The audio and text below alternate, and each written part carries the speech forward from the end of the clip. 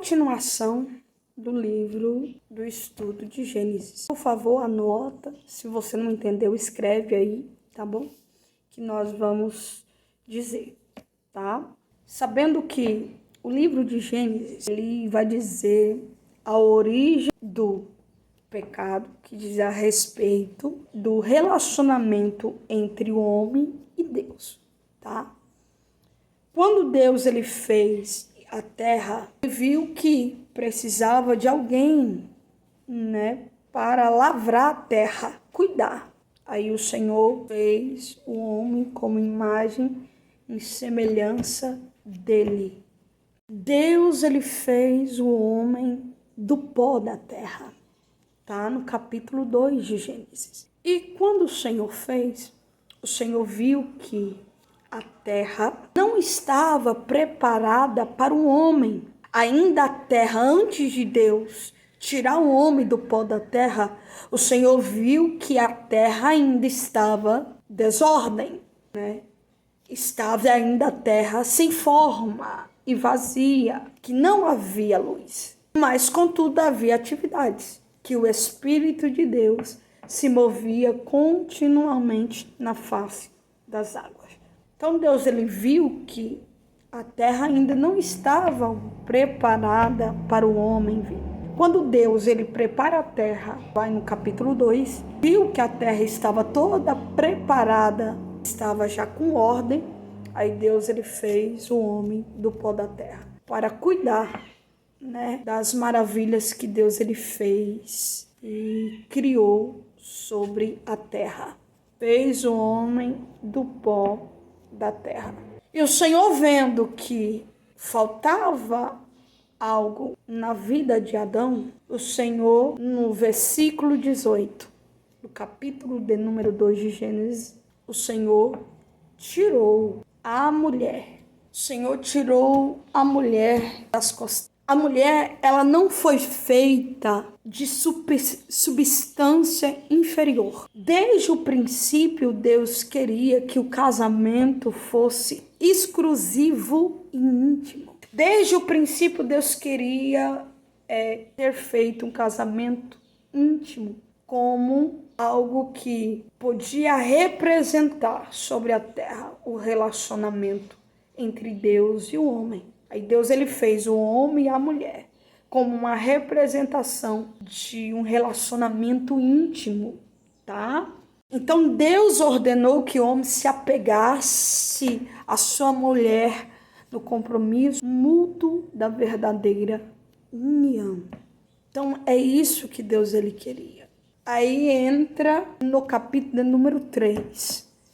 Você vai ler o capítulo 2. Você vai ouvir a explicação, E vamos no capítulo de 3 de Gênesis. A tentação de Eva e a queda do homem. Aqui vai falar sobre a serpente. O inimigo entrou na serpente. Podia ser em outros animais do campo que estava lá. Porque a serpente, ela é apresentada em todos os lugares como um instrumento de certo poder espiritual, tá? Então, a serpente, ela é apresentada em todos os lugares da Bíblia como um instrumento de certo poder espiritual. Certo poder espiritual oculto, tá? No Novo Testamento vai dizer sobre isso. Jesus, ele relaciona a serpente como diabo. Está lá em João 8:44. Como também o apóstolo Paulo também diz sobre a serpente, Romanos 16:20. Quando a serpente avista a mulher, a serpente começou a conversar com Eva e diz: a única ordem que Deus lhe deu foi: não comerei só de uma árvore, que é a árvore do conhecimento. Só essa árvore que Deus disse para que Eva não comesse e nem Adão. Só essa árvore. Só que a serpente já queria enganar a mulher. Não comereis de toda a árvore do jardim? A serpente já veio mentindo, indagando a Eva que o Senhor tinha falado que eles não podiam comer de toda a árvore do jardim. Só que Deus não tinha falado isso. Deus tinha falado que eles não podiam comer só de uma árvore. Então, no versículo 1 do capítulo 3 de Gênesis, a serpente já começa a indagar, não comerei. Então, em Gênesis capítulo 3, a serpente ela veio indagar e disse, não comerei de toda a árvore do jardim? E disse a mulher, a serpente, do fruto da árvore do jardim comeremos. A primeira semente que a serpente quis trazer para o coração de Eva é da mentira. Por quê? Porque Deus não falou sobre toda a árvore que eles não podiam comer. Deus falou só de entendimento. Então ele queria colocar uma dúvida, pôs uma dúvida dentro do coração de Eva sobre a bondade de Deus. Os argumentos, você vai ver no capítulo 3, os argumentos da serpente trouxe 3 facetas da natureza da mulher, que é, primeiro, a fome física. Primeira coisa que a serpente ela fez através da argumentação, da indagação da serpente com a mulher, trouxe a fome física, que foi estimulado, pois aquela árvore era boa para se comer. A primeira argumento e a primeira faceta da natureza da mulher. Através da indagação do argumento, trouxe a fome física da mulher, tá? A segunda que foi estimulado na mulher, a segunda foi o apetite estético. Foi provocada durante de ser agradável aos olhos. A terceira é a capacidade da sabedoria e o poder, que aonde a mulher ela foi atiçada para comer do fruto, pois era uma árvore desejável para dar entendimento, o que incluía a habilidade de dominar os outros. Então, 3 coisas que foram estimuladas dentro da mulher, da Eva, que é a fome física, o apetite estético e a capacidade da sabedoria e entendimento. Sobre ela olhou, achou agradável, ela olhou e viu que é desejável, porque iria garantir a habilidade de dominar os outros. Ela viu e comeu. Então que ela também comeu e deu. Então ela comeu e deu para Adão. Adão também comeste do fruto. Então, sabendo da história, aí Deus começa a dizer para a serpente que por quanto que ela fizer, ela iria ser maldita. Será que toda besta, mais do que os animais do campo? Deus começa a falar para a serpente, tá?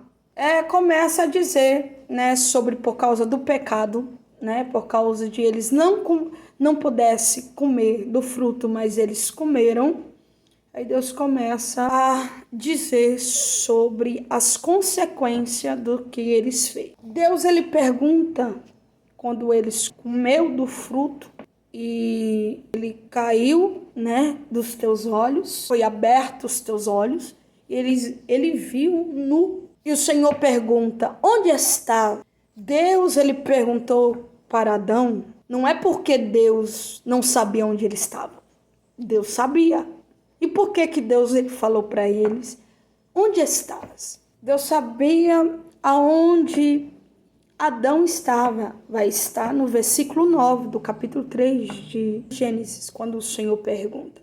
Deus sabia aonde Adão estava. Só que Deus queria induzir ao homem a resposta e fazer o homem sair do esconderijo pela própria confissão.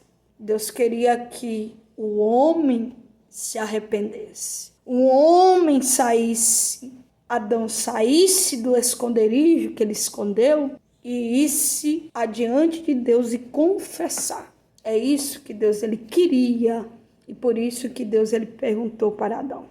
No capítulo 4, né, você vai ler esse livro, você vai entender tudo isso aqui que eu falei, né? O Senhor lançou fora Adão e Eva, certo? No capítulo 4 vai falar quando Adão e Eva concebeu e teve Caim e Abel, né? Vamos falar sobre Caim e Abel agora. Você sabe da história de Caim e Abel? Caim era lavrador da terra e Abel cuidava das ovelhas. É o quê? O capítulo 4 é o primeiro homicídio que aconteceu depois da queda do homem, do pecado, tá? O primeiro homicídio. E aí, por conta disso, Deus ele vem com as consequências, com o que iria acontecer. Deus iria trazer a marca, né, sobre ele. E Deus trouxe as consequências do que ele fez, né? No capítulo 4. A partir do 25, Deus ele dá outro filho para Adão e Eva, que se chama Sete. O que Sete significa? Vou te dizer. Sete significa designado ou colocado. O que estava querendo dizer? Estava querendo dizer que indicava a misericórdia de Deus. O Senhor, Deus, ele deu outro filho para Adão e Eva para preservar a única fé no único Deus. E foi dentro desta família que o fogo da verdadeira adoração foi luminosamente mantido aceso. O que quer dizer? O Senhor queria restaurar novamente na vida de Adão, pela misericórdia, porque Deus queria preservar a fé no único Deus verdadeiro. E foi dali que a verdadeira adoração foi mantido aceso na vida desta família. Deus, pela misericórdia, Deus deu outro filho para ser colocado, designado. Que Deus estava querendo dizer o quê? Que o que aconteceu foi a consequência do pecado. Sete veio para significar a misericórdia de Deus sobre a vida do homem e da mulher. Amém? Eu quero que você estude, pegue a palavra. E hoje nós vamos só aqui no 4. E amanhã estaremos aqui de volta para continuar a leitura.